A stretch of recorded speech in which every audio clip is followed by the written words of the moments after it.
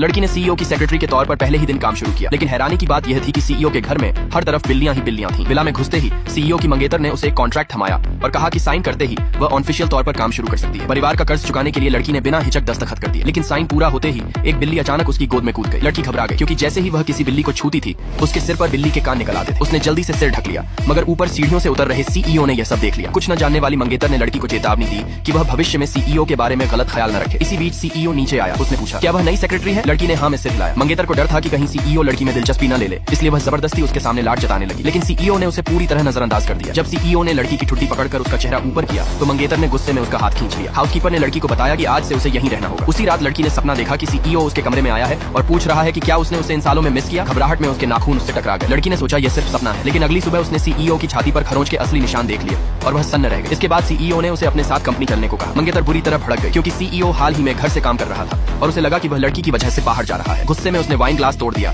और लड़की को निकालने की ठान ली। कंपनी पहुंचते ही सीईओ ने सबके सामने ऐलान कर दिया कि लड़की उसकी नई सेक्रेटरी है और अब कंपनी के सारे काम उसी को रिपोर्ट होंगे। ये सुनते ही बाकी महिला कर्मचारी जलने लगी और उसके खिलाफ अफवाहें फैलाने लगी। लिफ्ट के पास एक महिला कर्मचारी ने लड़की पर सीईओ को फंसाने का आरोप लगाया और हाथ उठाने ही वाली थी कि तभी सीईओ आ गया। उसने उस महिला का हाथ पकड़ लिया और साफ कहा कि जो भी लड़की के बारे में बकवास करेगा उसे नौकरी से निकाल दिया जाएगा। लड़की वहां से चली गई और सीईओ उसकी पीठ को गहराई से देखता रह गया, क्योंकि सच्चाई यह थी कि वह लड़की कोई आम इंसान नहीं थी। वह वही बिल्ली थी जिसे सीईओ ने 5 साल पहले पाला था। इंसानी रूप लेने के बाद वह अपनी याददाश्त खो बैठी थी और भटक गई थी। सीईओ तब से रोज उसकी तस्वीर देखता था, उसे ढूंढने की उम्मीद में। अब जब उसने उसे पा लिया था तो वह उसे दोबारा कभी खोने वाला